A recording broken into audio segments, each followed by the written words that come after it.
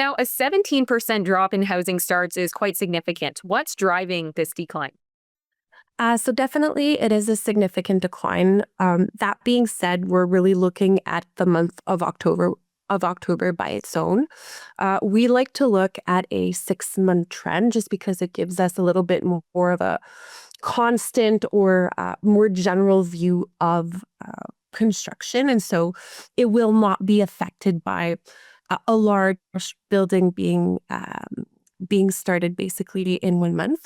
So we're actually seeing a 3% decline, which is still, we're still seeing that construction slow down.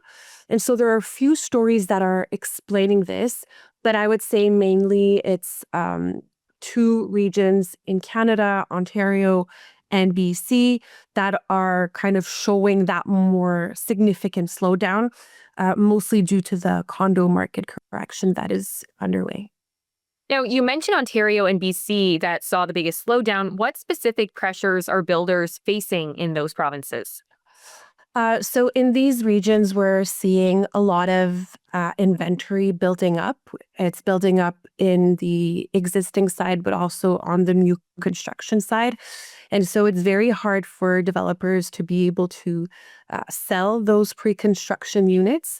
And so a lot of them are just canceling projects, putting some of these projects on pause. And so that is kind of the main reason why we're seeing this slowdown. In some cases, we are seeing some projects convert to rental, so really purpose-built rental construction units. That being said, these conversions will happen very, very early at the planning stage, and so that would be prior to a housing start, for example.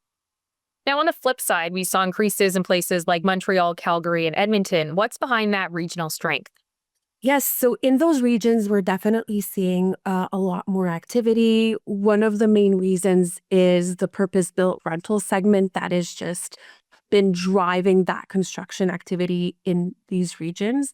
So there's been a lot of concerted efforts, I would put it like that, from all levels of government, federal, municipal, provincial. It does vary from region to region, obviously, but all of that to say that there's been these efforts put in place to really push forward the construction of purpose-built rentals. And so that is part of the explanation that we're seeing. That being said, it's important to note that housing starts are measured at the moment in time where the foundation, like the concrete foundation, is fully poured.